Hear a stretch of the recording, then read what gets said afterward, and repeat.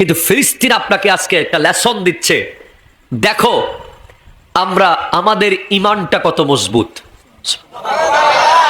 আমরা কতটুকু ঈমানদার হলে আমরা চাইলেই চলে যেতে পারি অন্য জায়গায়, আমরা চাইলেই গাজা ছেড়ে চলে যেতে পারি, আমরা চাইলে ফিলিস্তিন ছেড়ে যেভাবে রোহিঙ্গারা চলে আসছে আমার দেশে সেভাবে অন্য দেশে চলে যেতে পারি।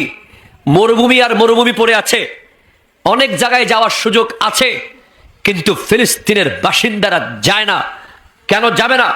তারা ঘোষণা দিয়েছে নাহনু নুহিব্বু আরদান নবী সাল্লাল্লাহু আলাইহি ওয়াসাল্লাম, হাযা আরদুন নবী ওয়া লাযিমা আলাইনা আন নুকাতিলা লিহাক্কিল্লাহ লিহাক্কিল ইবাদ লিহাক্কিন নবী লিহাক্কি মসজিদুল আকসা। তারা জানিয়ে দিয়েছে আমাদের জীবন যাবে, আমরা প্রতিদিন মারা যাব, এরপরেও আমরা নবীদের এই জমিন ছেড়ে যাব না।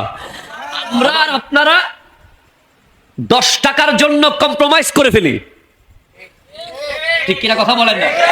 20 টাকার জন্য আমাদের জীবনে বহু জায়গায় আমরা বাতিলের সাথে, বেঈমানের সাথে, মুনাফিকের সাথে আমরা আতাত করেছি, আপোষ করেছি, হয়তো ব্যবসায়িক কারণে, অথবা চাকরির কারণে, অথবা ব্যক্তিগত কারণে, অথবা আত্মীয়তার কারণে, অথবা সামাজিক কারণে, অথবা রাষ্ট্রীয় কারণে করতে হয়েছে। কিন্তু ঈমানদার কাকে বলে?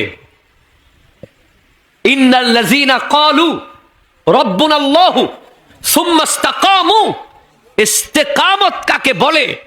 অটল থাকা কাকে বলে? আল ইস্তেকামাতু ফাওকাল কারামত, অটল থাকা হচ্ছে কেরামতের উপরে। খাজা মঈনুদ্দিন চিশতি রহমতুল্লাহ আলাইহি যখন ভারতে এসেছিলেন, পৃথ্বীরাজ ওনার পানি বন্ধ করে দিয়েছে, ওনাকে পানি খেতে দেয় নাই, কিন্তু উনি কারামত দেখিয়ে গোটা আয়না সাগরের পানি বদনায় নিয়ে এসেছেন, ঠিক কিনা বলেন না? এবং উনি কারবালার মাঠের ব্যাপারে এই কথা বলেছেন যে আমি মঈনুদ্দিন চিশতি কারবালার মাঠে গিয়ে যদি একটা গুতা মারতাম তাহলে কারবালার জমিন পানির সাগর হয়ে যেত। আর আমাদের দেশে অনেকে খাজা গরিব নওয়াজকে আবার ভুয়া বলে। আল্লাহ তাদেরকে হেদায়েত করুক। আমরা এর বেশি চাই না, হেদায়েতের দোয়া করি, কারণ আপাতত হেদায়েতের দোয়া ছাড়া আর কিছু দেখতেছি না।